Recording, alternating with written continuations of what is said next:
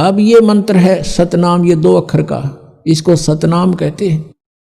ये 2 अक्षर का मंत्र है। और तीसरा मंत्र अलग है जो सार नाम है। ओम और तत् समझो ये है, और सत फिर भी भिन्न है। कहते हैं सोहम शब्द हम जग में लाए, कबीर परमेश्वर कहते हैं। और सार शब्द हमने गुप्त छपाए। किसी भी सदग्रंथ में, गीता वेद पुराणों में, कहीं कुरान और बाइबल में कहीं भी ये सोहम शब्द नहीं मिलेगा आपको।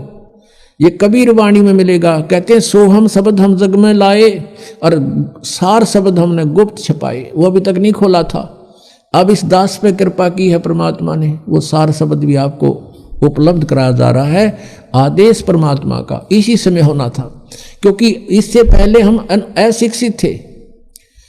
1947 में भारत स्वतंत्र हुआ, उससे पहले हमारे यहाँ शिक्षा बिल्कुल नहीं थी। 1951 में दास का जन्म हुआ, दास को भेजा परमात्मा ने, और उसके बाद एकदम शिक्षा का विस्फोट हो गया। आज बच्चा बच्चा शिक्षित है, और यह शिक्षा हमारी सबसे बड़ी शत्रु है, क्योंकि इसने हमें बेईमान बना दिया। संसारिक सुविधाओं के उपलब्ध करने के लिए भाई बहन का भी आदर करना भूल गए, माता पिता का भी सत्कार रहा नहीं।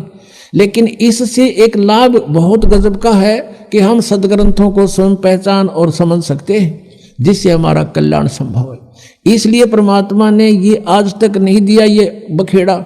सतयुग से लेकर और द्वापर तक आप देख लो, जनता को इस आग में नहीं जलने दिया। शिक्षा वाली में एक वर्ग था विशेष, वो केवल सदग्रंथों को पढ़ने के लिए शिक्षित होते थे, और नहीं तो इसमें चातुरता ज्यादा आती है, बेईमाना गणा छाता है।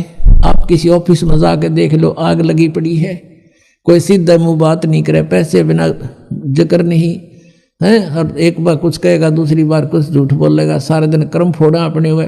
और फिर उनके घर में जाकर देख लेना कि कैर टूट रहे हैं। एक व्यक्ति आया यहाँ पर के, उसके 2 लड़के दोनों अपाहिज,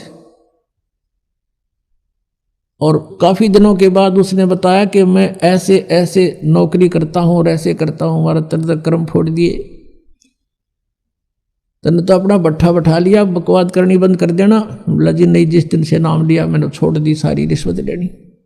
और देखा उसके कैर टूट रहा उसके घर पे।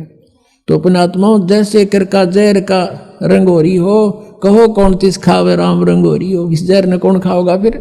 जब ज्ञान होगा, दास चाहता है आपको इतना शाना बना दूं कि आपको विष दिखाई दे। ये जो क्रियाएं तुम कर रहे हो, जिससे बड़े चाव के साथ और निर्भय होकर करते हो।